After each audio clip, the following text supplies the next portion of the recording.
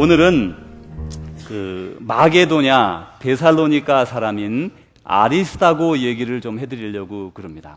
여러분 뭐 성경에서 그런 이름 있더라 그런 생각이 나시리라 이렇게 생각합니다. 이 아리스다고라는 사람은 지금 우리가 부르는 유럽의 초입에 위치한 그 지역을 마게도냐 지역이라 크게 불렀고, 그리고 그 지역에는 빌립보나 골로새나 뭐 이런 빌립보나 다른 많은 그런 그 데살로니가나 그런 지역들이 있었는데, 그 지역 중에서 특별히 유럽의 초입에 데살로니가에 사는 그런 출신의 사람이 아리스다고입니다. 사도 바울이 이제 자기의 본거지였던 예루살렘, 그리고 예루살렘에서 북쪽으로 조금 올라가면 안디옥이라고 하는 지역이 있는데, 안디옥 교회를 개척해서 사역을 하다가 바나바와 함께 사역을 하다가 거기서 선교로 부름을 받아 서쪽으로 선교를 가게 됩니다. 그런데 서쪽으로 가면 그 당시 부르는 이름이 갈라디아라는 지역이 서쪽이에요. 이 갈라디아 지역으로 와서 선교를 하다가 이제 1차 선교를 갈라디아 가까운 지역으로 가서 돌아서 자기 고향이 아니라 자기 본거지인 이제 안디옥으로 돌아갔습니다. 이 지역은 지금 터키라고 부르는 지역입니다. 그랬다가 이제 좀 쉬고 다시 이제 2차 전도 여행을 떠나서 서쪽인 지난번에 들렀던 갈라디아를 들르면서 더 나아갔는데, 거기를 소아시아라, 에이시아 마이너라고 우리가 부르지 않습니까? 그 소아시아 쪽으로 더 나가서 전도를 하게 되었어요. 그러다가 이제 그가 북쪽으로 내가 전도하러 가야 되겠다 이런 생각을 가지고 북쪽으로 올라가려고 하는데, 거기는 비두니아라고 하는 지역입니다. 근데 성령님이 이 갈 길을 막아서 자꾸 길이 막혀 못 가게 되었어요. 그래서 이제 할 수 없이 그러면 내가 서쪽으로 더 가보리라. 근데 그러려면 해협을 건너가지고 서쪽은 유럽이라고 하는, 오른쪽은 아시아고 그 왼쪽은 이제 바다를 건너서 유럽으로 건너가는 첫 지경으로 이제 본인의 의사가 아닌 성령님의 인도로 유럽으로 넘어가게 되었습니다. 그 중에 이제 첫 번째 유럽에 들어가서 전도한 지역이 빌립보라는 지역입니다. 여러분 빌립보라고 많이 들어보셨으리라 생각합니다.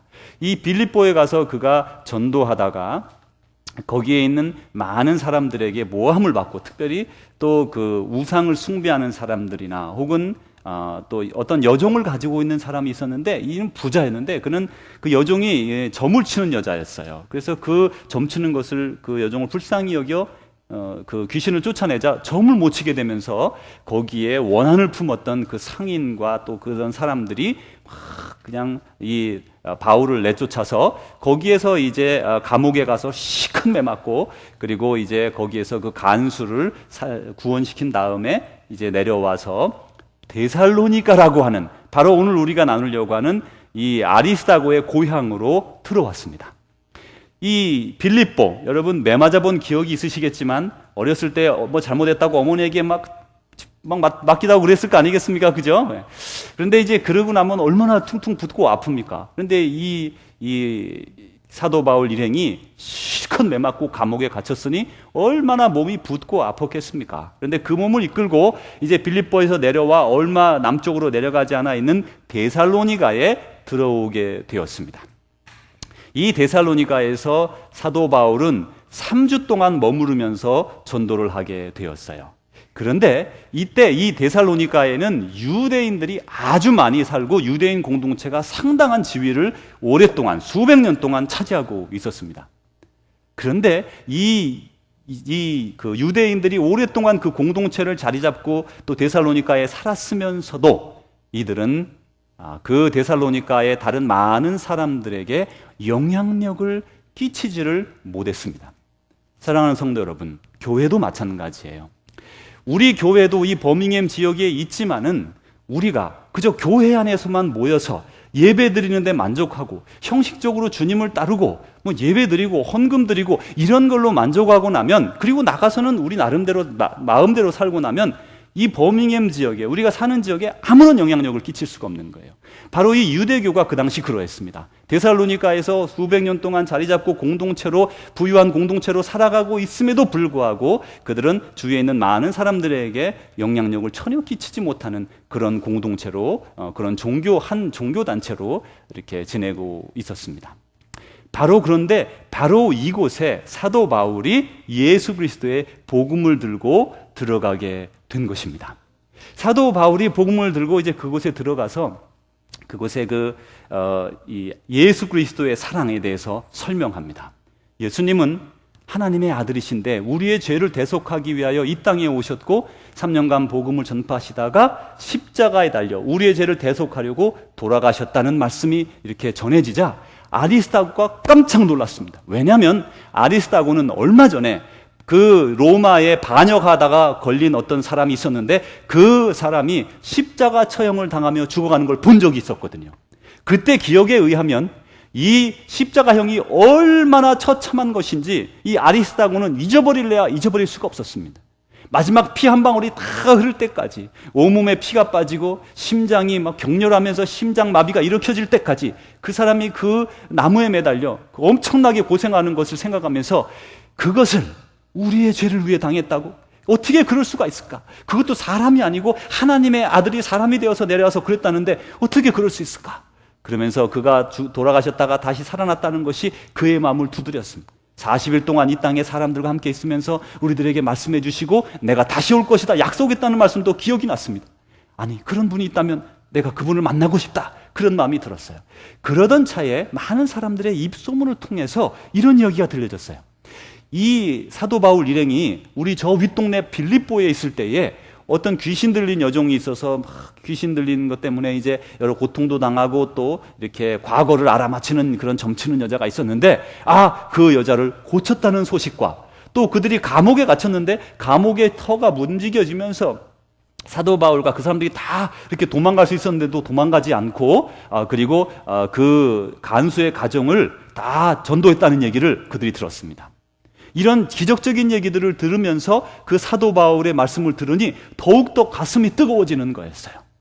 사도 바울은 집으로 돌아오면서 생각합니다. 오늘 들은 이 말씀, 정말 그 예수님이 살아계셔서 나를 위해 돌아가시고 정말 그 십자가 고통을 나를 위해 당하셨다면 나는 그분을 만나고 싶다. 그런 마음을 가지고 그 다음 날 다시 이제 사도 바울을 만나러 그 사도 바울이 머무는 곳으로 가게 되었습니다. 그런데 이제 아리스도가가 그 사도 바울이 있는 곳으로 가서 이제 그 말씀을 듣는 가운데 갑자기 성령님이 그의 마음에 확 갑자기 임한 것이에요.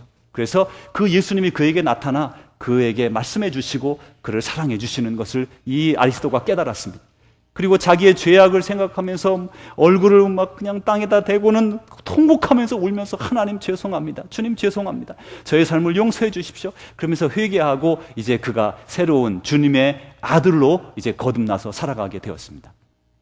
이게 이제 지금 말씀드린 것이 요 3주간에 막 지금 순식간에 그 사람의 인생이 변하는 걸 보여주고 있는 거예요.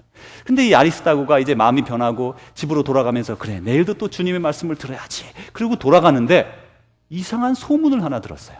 이 소문이 뭔가 하면 여기에 유대인들 공동체가 있는 걸 이 아리스다고가 잘 알죠. 아리스다고는 이방인입니다. 그런데 그 사람들이 돈으로 시장에 돌아다니는 불량배들을 아주 떼거지들을 많이 사가지고 지금 사도 바울을 때리려고 하고 공격하려 하고 지금 해치려 한다는 소문을 들었습니다. 그러자 시장 잡배들이 다 모여서 돈을 받고는 이제 거기 가서 그것을 한번 좀 사도 바울을 잡으려고 쫓아다니는 것을 눈으로 목도하게 되었어요. 그러자 이 아리스다고가 생각합니다. 그래, 내가 어떻게 하면 이 사람을 도울 수 있을까? 그러면서 이 사도 바울이 머물고 있는 집으로 찾아가게 되었습니다. 그는 야손의 집이라, 야손이라고 하는 사람이 집에 머무르고 있었는데 이 야손의 집에 들어가 보니까 이 사도 바울을 따르는 제자들이 몇 명이 있고 그리고 사도 바울은 거기에 있지 않았어요. 그래서 이제 이 아리스다고가 그 집에 들어가서 어떻게 내가 우리 사도 바울 선생님을 지켜줄까 이런 생각을 하고 있는데 뜻밖의 문 밖에 많은 사람들이 ung성거리면서 몽둥이를 들고 와서 집을 막 부시면서 사도 바울을 찾는 거였어요. 알고 보니 이 사람들이 유대인들이 사람으로 돈 주고 사람을 사서 불량배들을 보낸 바로 그 불량배들이었습니다.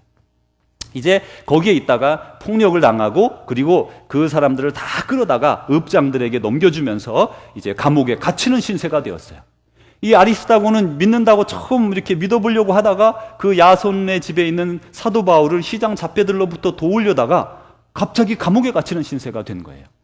이제 거기에 이제 야손 그 집주인과 또 아리스타고 그리고 가이오 또 그런 많은 여러 명의 사람들이 함께 감옥에 갇히게 되었는데 이제 그들이 아무 죄도 없이 보석금을 내고 풀려나게 되었습니다. 그런데 이분이 이제 이 아리스타고가 보석금을 내고 풀려나면서 이제 그가 이제 다시 사도 바울은 3주를 거기서 머무르고 그리고 그 지역을 떠나 이제 다시 다른 쪽으로 선교를 하러 가게 되었어요.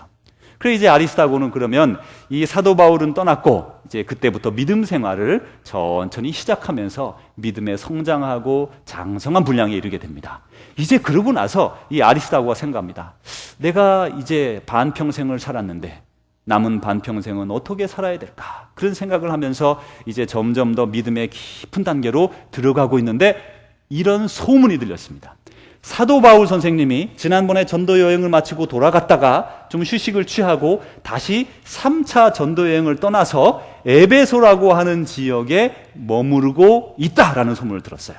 에베소는 어딘가 하면 그 당시 이 사도 바울 당시에 이 전 세계 판도는 가장 큰 도시가 로마였습니다. 두 번째로는 로마에서 저 밑으로 내려가면 아프리카의 서쪽 꼭대기에 있는 알렉산드리아가 두 번째로 큰 도시였습니다. 그리고 세 번째 큰 도시가 에베소. 에베소는 아까 소아시아라고 하는 부분 끝부분에 붙어있는 항구 지역인데 그 에베소가 세 번째 큰 도시였는데 사도 바울이 에베소에 와서 두란노라고 하는 그런 서원을 혹은 교회라고도 할 수 있겠고 혹은 교육관이라고도 할 수 있겠고 혹은 뭐 학원이라고도 할 수 있는 그런 두란노 서원을 세워서 3년 동안 거기에 이제 머무를 계획을 하고 있다는 말을 듣게 되었어요. 이 말을 듣고 이 아리스타고가 자기의 짐을 다 싸서 이제 그 에베소로 건너갑니다. 건너가서 에베소에서 사도 바울을 도우면서 함께 사역하고 애쓰고 이제 거기서 섬기다가 3년을 섬기고 이제 3년 후에 사도 바울이 그 지역을 떠나서 자기의 고향 마게도냐로 이제 선교를 계속해서 진행하게 되자 아리스타고는 그때로부터 사도 바울을 섬기기 시작합니다. 물론 에베소에까지 와서 섬기기 시작했지만 에베소에서 여러 해 동안 사도 바울에게 배우고 그리고 나서 연결해서 이제 사도 바울을 쫓아 그 전도 여행을 계속 수행하다가 마지막에 감옥에까지 아리스타고는 같이 가고요. 아리스타고는 결국 로마에 이 사도 바울이 호송될 때 같이 따라가는 수행원이 되고 마지막 그의 인생을 다 바쳐 하나님을 섬기는 하나님의 종으로 살아가게 됩니다. 그런데 이 아리스타고가 이 3년 동안 에베소라는 곳에 가서 이제 그 두란노 서원에서 이 사도 바울의 말씀을 막 배우고 할 때에 이런 일이 있었어요. 사도 바울의 가르침 중에 하나님의 자녀란 어떤 존재인가? 이런 가르침이 있었습니다. 여러분, 저와 여러분은 하나님의 자녀입니다. 하나님의 자녀는 어떤 존재일까요? 그것을 사도 바울이 강론하는 것을 이 아리스타고가 잘 들었습니다. 오늘 우리가 읽은 말씀이 바로 하나님의 자녀는 이런 존재다라고 말씀해 주고 있어요. 그 중에 첫 번째가 하나님의 자녀는 어떤 존재인가 말씀하실 때 하나님의 자녀는 외인도 아니요 나그네도 아니요 하나님의 나라의 시민이다 이렇게 말씀했어요. 외인도 아니고 나그네도 아니고 시민이다. 그래서 하나님의 자녀는 첫 번째로 하나님 나라의 시민이다 이렇게 말했습니다. 외인이란 무슨 말인가 하면 외인이란 어떤 타지에 있는 사람들이 그 지역에 와서 이렇게 자리 잡고 살아가려고 애쓰는 아직 자리는 못 잡았지만 자리 잡고 살려고 애쓰는 사람을 외인이라 불렀습니다. 그 다음에 나그네라 부른 사람들은 이 나그네는 이방인과 같이 이렇게 불린 사람들인데 이 사람들은 이 외인과는 좀 달라서 바깥에 살다가 와서 자리를 잡고 거기에 거주하면서 안정적으로 살아가지만 아직 시민이 되지는 못한 그래서 시민의 권리도 누리지 못하고 시민의 의무도 할 필요 없는 그런 같이 한 지역에 살지만 그 지역 시민은 아닌 사람들이 그런 나그네였습니다. 이 나그네 뒤에 시민이라는 것은 그 지역 도시의 사람으로서 그 지역의 그 시민의 권리를 가지고 있고 또 권리와 더불어 의무도 가지고 있는 사람이었어요. 여러분 우리가 하나님 나라의 시민인데 하나님 나라의 시민은요 하나님 나라의 권리도 가지고 있고 더불어 의무도 가지고 있는 거예요. 우리는 하나님의 백성이기 때문에 권리와 의무가 있는 것이죠.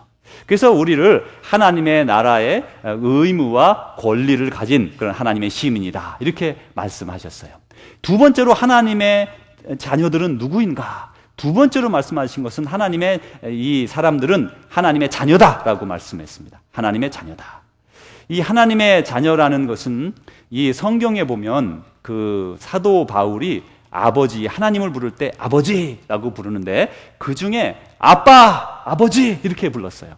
여러분, 아빠라는 말은 무슨 말인가 하면 우리 한국말에 보면 어린아이들이, 여러분 세대는 대부분, 어떤 분들은 뭐 그럴 수 있겠지만 많은 경우에 아버지 이렇게 불렀지 않습니까? 아버지를. 이유미 권사님은 아버지를 뭐라고 부르셨어요? 아버지. 저 나이쯤 또래 되는 뭐 40, 50대 되는 분들은 아마 아버지 그런 분이 많았을 거예요. 그죠? 아버지보다 아버지가 좀 덜 딱딱하죠? 전 아버지가 참 좋아요. 아버지 그러니까 조금 어른 대튼 하긴 한데 그래도 아버지가 느낌이 아주 좋죠. 아버지, 우리 아버지. 여러분 아버지 보고 싶죠? 아버지도 뵙고 싶고, 이미 천국에 계신 분도 계실 테고, 한국에 있는 분도 계실 테고, 미국의 다른 지역에 있는 분도 계실 테고, 우리 사랑하는 아버지, 우리 아빠 참 존중해야 되고, 우리가 공양해 드려야 되고 복양해야 되고, 잊을 수 없는, 우리 인생에 잊을 수 없는, 정말 늘 섬겨드려야 될 분이라고 생각합니다. 하여튼 이렇게 아버지 부르는데 요즘 아이들은 아빠 이렇게 부르잖아요. 참 우연히도, 아주 우연히도 우리 아이들이 아빠라고 부르는 그 아빠는 정말 친밀한, 가까운 그런 아빠죠. 그런 아빠.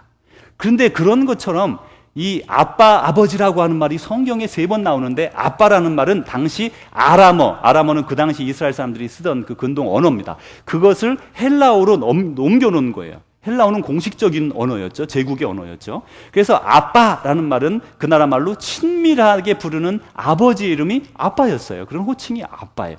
그 우리하고 비슷하다고 볼 수 있습니다. 그런데 성경에 보면 3번 아빠라는 말이 나오는데, 이것은 아빠 단독으로 나오지 않고 아빠, 아버지 이렇게 나옵니다. 우리 개역 한글판 이전 성경에 보면 아바, 아버지. 그래서 여러분은 아바가 더 편한지 모르겠는데 그 원래 발음이 아빠예요. 그래서 지금은 우리 새로운 성경에 보면 아빠, 아버지라 이렇게 나오죠. 그래서 이 아빠, 아버지는 예수님께서 겟세마네 동산에서 이제 십자가를 잡히시기 전날 밤에 정말 울부짖으며 하나님께 땀에 피가 되도록 막 기도하실 때, 하나님을 부를 때 아빠, 아버지 이렇게 불렀어요. 그리고 그것의 모범을 이어서 사도 바울도 2번이나 성경에 기록된 것만 해도 아빠, 아버지라고 부릅니다. 그래서 우리도, 하나님의 자녀된 우리들도 이 하나님을 향해서 아빠라고 부를 수 있는 거예요. 아빠, 아버지, 우리 아빠. 우리 아버지를 아빠라고 부를 수 있는 그런 자격을 받은 사람들이라는 것이죠. 우리가 자녀가 되면, 하나님의 자녀가 되면서 가족이 되었잖아요. 이 가족이 되면, 가족은요, 마음을 다해서 가정을 돌봅니다. 어떤 사람이 가정의 식구인데, 식구는 생각도 하지 않고 자기 일만 한다 그러면 가족으로서 좀 변변치 않은 것이죠. 그래서 이것은 가정을 위해서, 가족을 위해서 힘쓰고 애쓰는 것이고, 노력도 같이 하고, 또 동시에 영광도 같이 받습니다. 그런데 가만히 우리가 이렇게 교회의 가정의 식구들을 다 돌아보면요, 어떤 사람은 이렇고 어떤 사람은 형편이 저렇고, 다 다릅니다. 예를 들어 어떤 분이 이렇게 허리가 많이 아픈데, 여러분 허리 아픈 거는 드러내지 않으면 잘 모릅니다. 그냥 아파도 그냥 복대하고 말이죠. 교회 올 때 딱 서 있으면 허울 때 멀쩡한 키 큰 아주 등치 좋은 분이 뭐 예를 들어 의자를 옮기는데 그냥 안 옮기고 이렇게 딱 서 있으면, 저 인간은 아니 저렇게 허울 때가 좋은데 의자 이렇게 힘든 여자도 옮기는데 안 옮긴다 이러면서 마음속에 이렇게 판단하고 괜히 이렇게 미워하고 이럴 수가 있어요. 이건 아주 심리학적으로 좀 아주 간단한 것인데도 불구하고, 그 사람을 완전히 모름에도 불구하고 우리는 판단할 때가 정말 많아요. 그것도 가정 식구끼리. 근데 여러분 사실 보세요. 여러분의 식구 중에 여러분의 오빠나 동생이나 이런 사람 중에 이렇게 허리가 좀 아파요. 겉으로는 멀쩡해. 알죠? 그죠? 겉으로는 멀쩡한데 허리가 좀 아파서 무거운 거 들면 안 되는 사람이 있으면 압니까? 모릅니까? 알죠? 그러면 그 오빠나 형이나 동생은 일을 안 해도, 야, 오히려 짐 들려 그러면 넌 여기 쉬어라. 야, 너는 할 게 아니야. 넌 쉬어야 돼. 이렇게 하지 않겠습니까? 교회에서는 다 알릴 수 없는 문제가 종종 있습니다. 그렇다 그러면 다른 사람이 이렇게 막 열심히 할 때 열심히 못하는 그 안타까움도 얼마나 많은지 몰라요. 그럴 때 이해해 주는 것도 정말 필요한 거예요. 내가 모르지만, 저 사람의 속을 내가 알 수 없지만 저 사람이 분명히 무슨 문제가 있고 힘든 점이 있어서 저럴 것이다 라는 걸 이해하고 그게 함께하는 그런 사랑하는 마음이 정말 가정에는 필요한 것이에요. 이 다윗 왕이 이제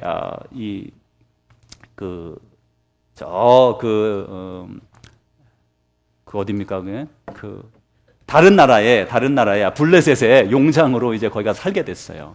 너무 사울 왕이 괴롭히니까 이제 그쪽으로 내려가서 살게 되었는데, 시글락이라는 곳에 살게 되었는데, 그때 이제 이스라엘과 전쟁을 하게 되었습니다. 그래서 이스라엘의 전쟁 할 수 있는 600명의 무리를 이끌고 다윗의 용사들이 아주 강했거든요. 그래서 이제 그쪽에서 이제 열심히 이스라엘을 쳐야 되는 아주 어려운 상황에 자기 조국을 쳐야 되는 그런 상황에 블레셋에 속해 있었기 때문에 가다가 이제 그 군대에서 저 사람이 돌이켜서 우리를 배반하면 어떡하냐, 돌려보내라 해가지고 돌아오게 되었어요. 이제 군대에 나갔다가 싸우려 하다가 다행히 자기 동족과 싸우지 않고 600명의 군사를 데리고 돌아왔더니 자기 집 시글락으로 왔더니요, 시글락에 있는 자기의 자녀들, 아내, 여자들이 다 잡혀가는 거예요.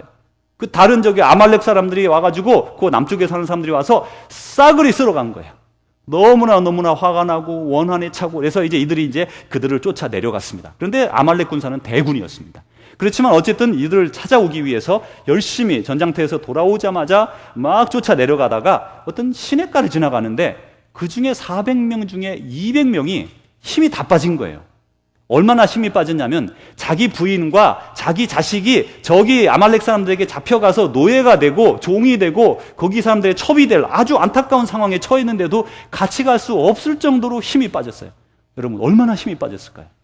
이거 정말 우리가 상상할 수 없을 정도로 힘이 빠졌으리라 이렇게 생각할 수밖에 없어요. 이렇게 힘이 빠져서 그들이 우리는 다윗 장군님 못 가겠습니다 이렇게 됐어요.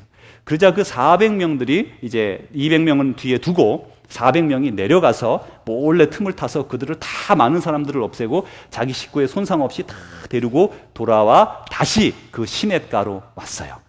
여러분, 어떤 일이 벌어졌을까요? 이 전쟁하러 내려갔던 400명 중에 많은 사람들이 이들은 전리품을 줄 수 없습니다. 자기의 아내와 아이들만 데리고 가라고 하시고 나머지 전리품은 우리가 가져야 됩니다. 이럴 때 다윗이 뭐라 그럽니까? 그렇지 않다. 이것은 하나님께서 우리 다 한 가족인 우리에게 주신 것이라 이 전쟁터에 힘들어서 참석하지 못한 사람들에게도 동일하게 전리품을 나눈다.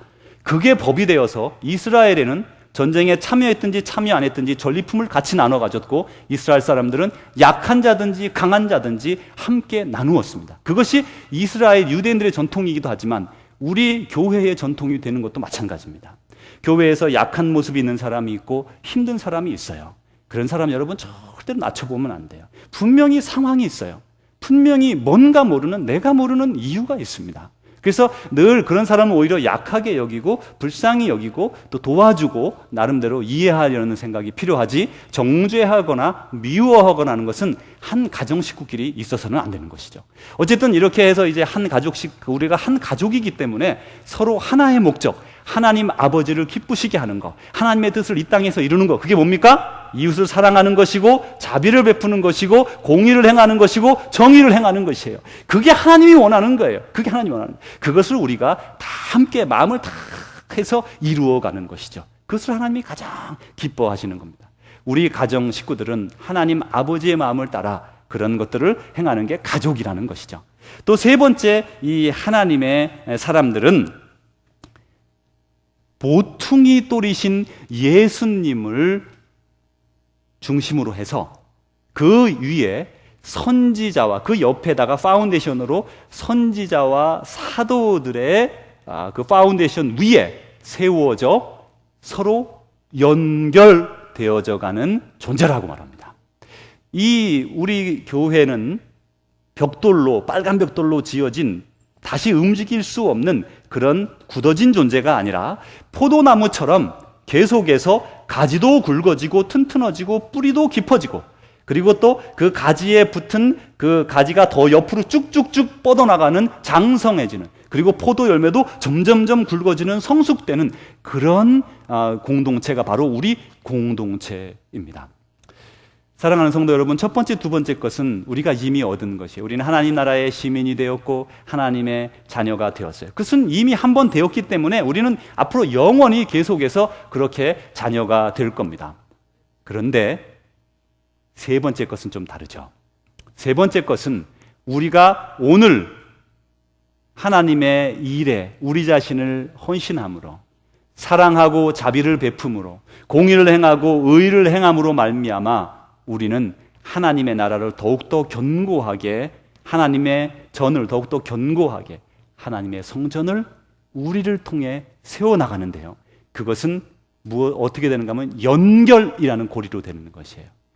우리 집사님 좀 부탁드리겠습니다. 연결이라는 고리는, 이 연결은 나 혼자 있어서 이루어지는 것이 아니라, 또 우리 교회에 나오는 다른 사람을 통해서만 이루어지는 것이 아니라, 이것은 우리가 서로 연결될 때에 교회가 이루어지는 것입니다. 여기에 보시면 여러분 어렸을 때 해보셨거나, 아주 옛날엔 이런 거 없었죠, 그렇죠? 장로님, 강장로님 시대에 이런 거 없었죠? 네.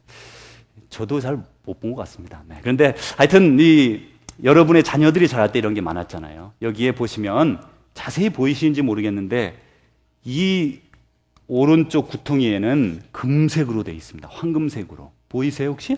잘 안 보이시죠? 이따 나오시면 다 보시게 될 겁니다.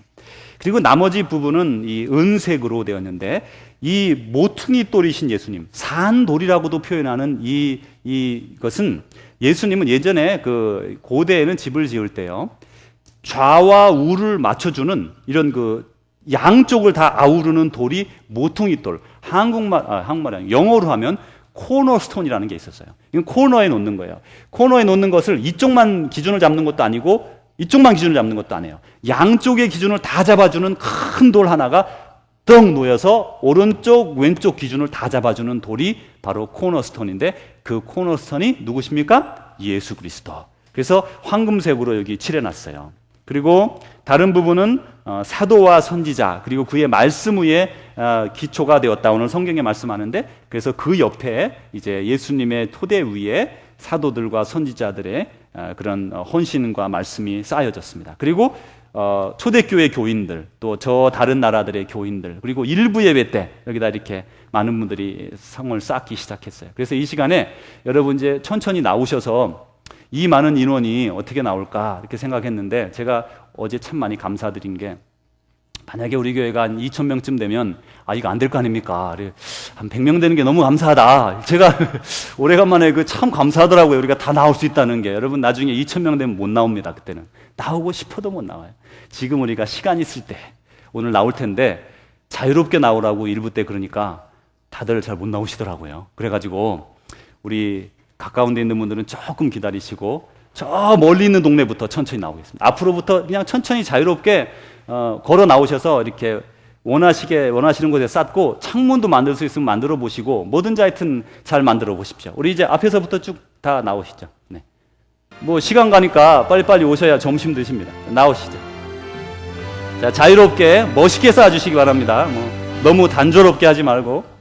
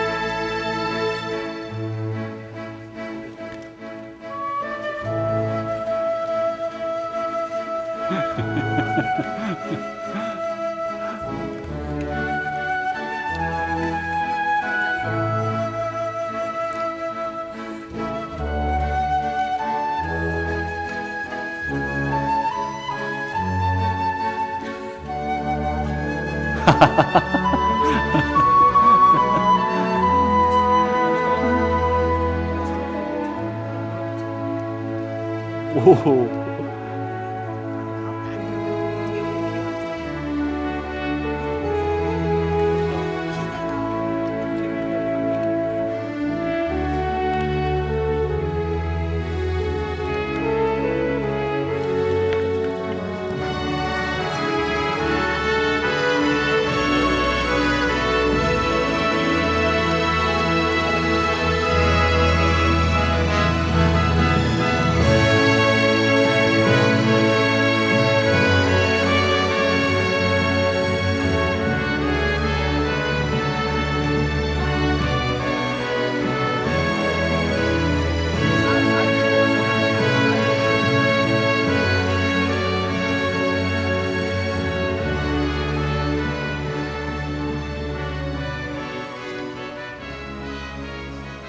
사랑하는 주의 제자 여러분, 아리스타고는 나는 주님의 몸된 교회에서 어떤 일을 감당하고 있는가, 나는 어떻게 하나님의 성전을 이루어가고 있는가 스스로에게 물어보았습니다.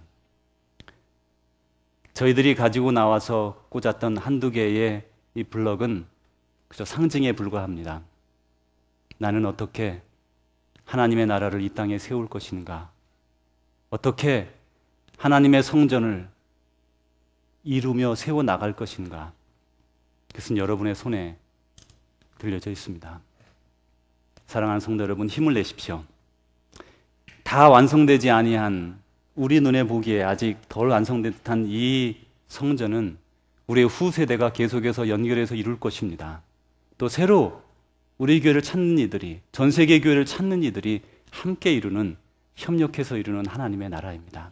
여러분의 작은 손길 하나가 하나님의 나라를 크게 성장시키는 초석이 된다는 것을 기억하시면서 작은 일에도 정성을 다하십시오. 작은 일에도 예수님 마음을 가지고 섬기십시오. 작은 사랑이라도 저버리지 마시고 끝까지 행하십시오. 공의를 행하십시오.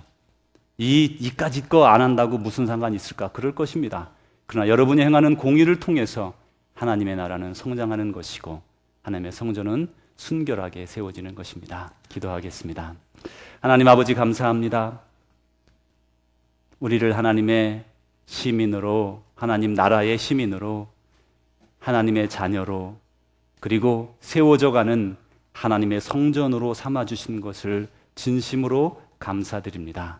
오늘은 우리의 믿음도 연약하고 또 우리에게 주어진 것도 별로 없어서 하나님을 잘 섬기지 못할 때가 많지만, 하나님 아버지, 우리의 인생에 더욱더 큰 믿음을 허락해 주셔서 정결하고 순결한 신부와 같은 마음으로 하나님을 섬기게 해주시고, 또 더욱더 헌신적으로 하나님을 섬기는 거룩한 주의 백성 되게 하여 주옵소서.